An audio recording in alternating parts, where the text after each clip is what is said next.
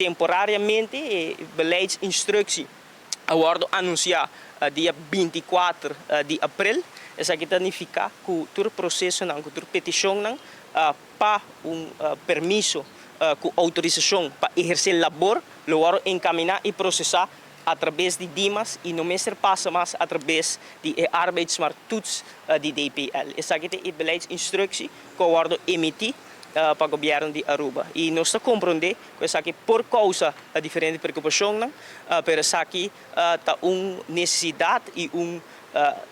fora do ponto de vista de manejo, uma solução a curto prazo para atender a problemática aqui,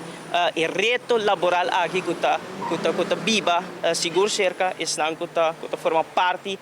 do setor do nosso mercado laboral e por esse motivo se justifica a decisão que nós tomamos. Isso aqui não significa para o departamento mesmo. Semana passada, de governo, nós temos uma reunião aqui na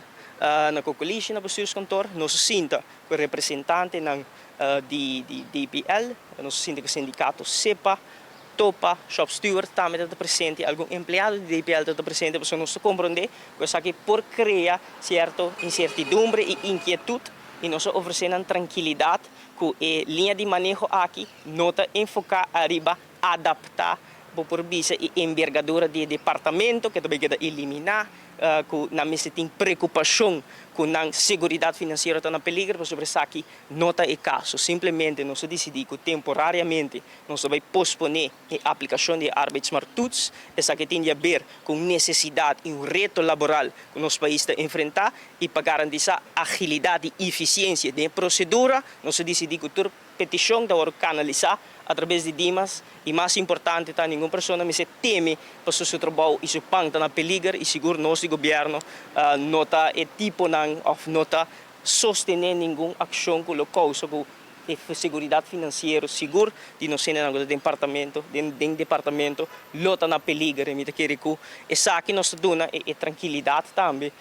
na comunidade de Aruba, na departamento e nós pensamos mencionar também que e acaba do governo anterior a riba discussão não acaba sobre o reto aqui e acaba estava latente para motivo que o ministro anterior assumir envolvido em reto no caso penal, nós continuamos com a discussão aqui, nós continuamos com a discussão aqui.